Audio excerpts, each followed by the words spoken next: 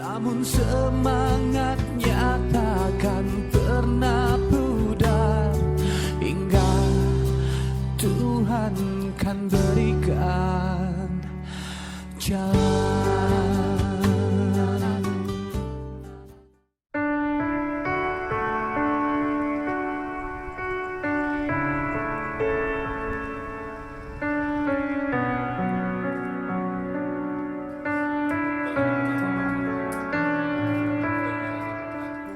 Puluhan tahun sudah, Tarmini berkutat dengan berbagai jenis rimpang akar tanaman.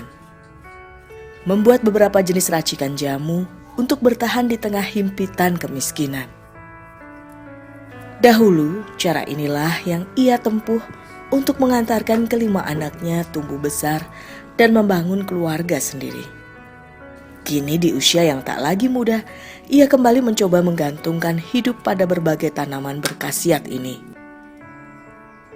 Berupaya sekuat tenaga menafkahi Mbok Pardiem sang ibu dan dua keponakannya yang masih kecil. Hidup bersama sang bunda memang menjadi pilihan Tarmini agar bisa mengabdikan diri, menjaga ibunya yang telah renta, serta merawat kedua keponakannya yang telah menjadi yatim.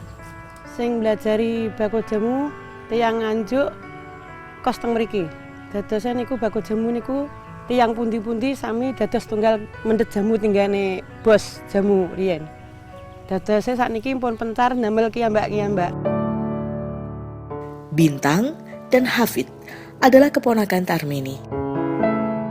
Tak pernah sekalipun terbayang dalam benak mereka untuk hidup terpisah dengan orang tuanya. Namun inilah kenyataan yang harus mereka jalani. Setahun lalu sang ayah pergi menghadap sang ilahi. Dan demi nafkah mereka pula, ibunya sejak 6 bulan lalu memutuskan untuk mengadu nasib ke luar kota.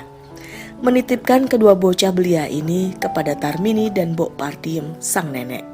Buku nang Surabaya dadi pembantu kanggo nglagati aku karo adikku. Bapake Bintang niku meninggal 100 dino niku tiyang 3. Bapake kula, bapake Bintang niku maratuwane Syekh niku. Bapake Bintang niku. Awalnya keadaan ini menjadi beban dalam batin Bintang. Maklum, di usianya yang begitu belia, susah untuk menerima kenyataan seperti ini. Namun Bintang sadar jika jalan yang dipilih ibunya adalah keputusan terbaik untuk keluarganya. Hingga sebagai anak tertua, ia harus bisa menunjukkan contoh yang baik bagi Hafid sang adik. Juga mencoba semampunya untuk mengajarkan kemandirian dengan tak memberatkan kedua wanita yang telah berbaik hati merawat mereka. Jamu yang dibuat Tarmini berbahan dasar berbagai akar rimpang dan dedaunan berkhasiat, seperti kencur, jahe, kunyit, asam, daun sambiroto, daun sigaran, dan daun sirih. Ada pula jamu yang menggunakan tambahan tepung beras sebagai bahannya. Bahan dasar ini sebagian ia dapatkan dari warung yang ada di sekitaran rumah mereka. Sebagian lagi ia peroleh dari hasil tanaman yang mereka tanam di pekarangan rumah. Semua bahan jamu atau empon-empon ini lalu diparut untuk memudahkan mengambil sarinya. 13 botol, 15 botol, mboten mesti niku. Alat-alate jahe setengah kilo, kencur setengah kilo, kunir sak kilo, paitan seprapat. Selain dibuat dari rempah, Tarmini juga membuat jamu dari dedaunan obat, yaitu gepyokan. Biasanya jamu ini dipercaya untuk memperlancar air susu bagi wanita yang sedang menyusui. Cara membuatnya adalah dengan mencampurkan daun sigaran ini dengan potongan temulawak. Keduanya lalu ditumbuk hingga hancur dan tercampur rata. Pengolahan sendiri cukup menggunakan cara manual karena memang tak ada alat modern di sini. Tangan-tangan tua keriput Pardiemlah yang mengambil peranan untuk menghasilkan jamu yang kaya manfaat ini. Campuran daun sigaran dan temulawak yang sudah halus kemudian dicampurkan ke dalam air matang dan diaduk sejenak.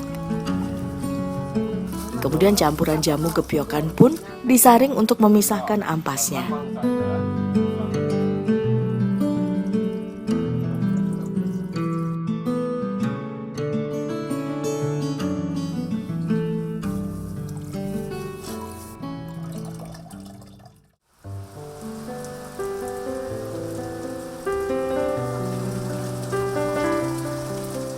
Sebagai tambahan rasa yang khas pada jamu, larutan asam jawa serta perasan jeruk nipis digunakan secukupnya. Tujuannya, supaya jamu mendapat rasa yang lebih segar dan tidak terlalu pahit.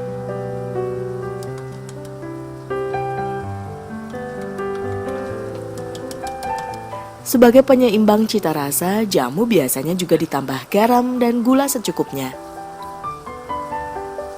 Semuanya diaduk merata, dan jamu gepyokan pun siap untuk dinikmati.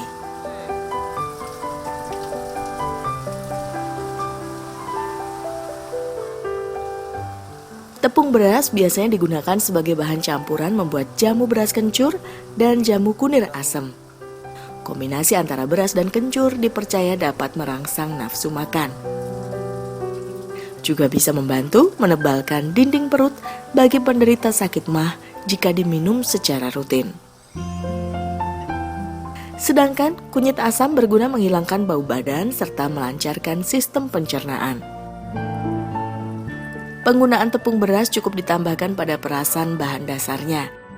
Hanya perlu diaduk dan direbus hingga mendidih untuk memastikan semua bahan bisa steril dan matang dengan sempurna. Bila jamu terlalu pekat, maka air matang bisa ditambahkan kembali hingga diperoleh kekentalan yang diinginkan.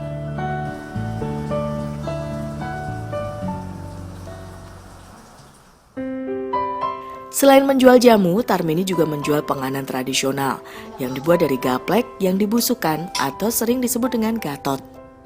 Namun tak selalu ia bisa membuatnya, hanya bila ia memiliki keuntungan lebih ataupun bila ada pesanan dari pelanggannya. Cara membuat gatot terbilang sederhana, yaitu dengan mengukus gaplek yang sebelumnya telah ia rendam. Garam serta gula pun tak lupa Tarmini tambahkan sebagai penambah rasa. Lalu diaduk hingga semuanya tercampur rata.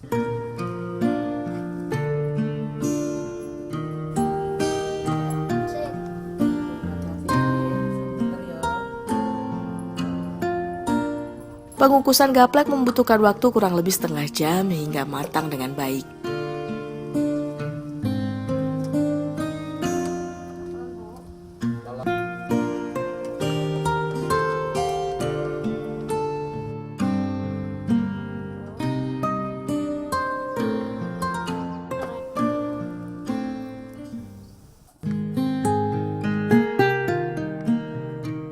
Gatot biasa dinikmati dengan parutan kelapa. Oleh karenanya Tarmini pun menyiapkan kemasan parutan kelapa secara terpisah untuk ditambahkan bila nanti dibeli pelanggannya.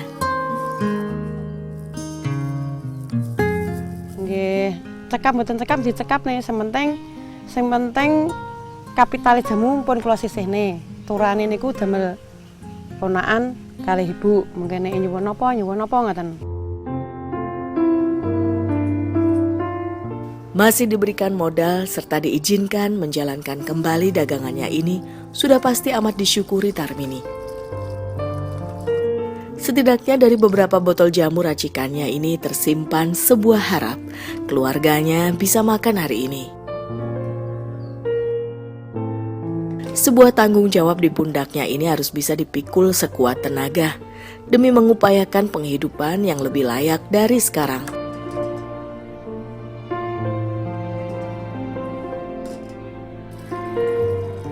Sehingga sesulit apapun jalan yang akan ditemui nanti, tak akan membuatnya terpuruk pada keadaan. Bu Buntang niku teng Surabaya. Dateng Surabaya kula pengen mboten purun to. Kula kan kerja teng desa mboten purun. Terus nek teng kerja ning desa niku terus kerja napa ngoten. Lah nek teng Surabaya, Mbok, aku tak ning Surabaya. Sampai seneng omahe ngrumat bocah-bocah karo yunge. Tanpa alat transportasi, Tarmini hanya mengandalkan kekuatan langkah kakinya serta bahu yang menggendong jamu untuk menjemput rezeki. Berbekal keyakinan dalam dirinya, wanita parubaya ini pun tak akan melewatkan tiap kesempatan itu lewat tangan para pelanggan. Mboten dodol jamu ki lumayan Mas. Kalau remen dodol jamu. Soalnya mangke nek dodol lintune napa sari sahur mangke kula kapital. Lah niki kan kapitale namung sedikit. Dagangannya pun tak terbatas untuk kalangan tertentu. Usia tua dan muda bisa mengkonsumsi jamu alami buatannya ini. Harganya dibanderol Rp2.000 per gelas serta Rp10.000 jika berminat membeli 1 botol. Dalam tiap tetesan jamu inilah terkandung bulir-bulir perjuangan serta tetes keringat dan air mata penyambung hidup. Oh jamu Mbak.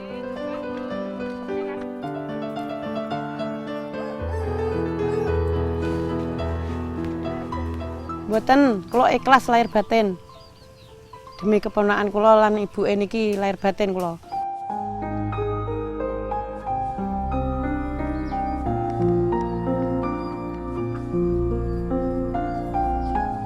Lembaran rupiah inilah ganjaran manis yang Tuhan berikan atas segala upayanya hari ini.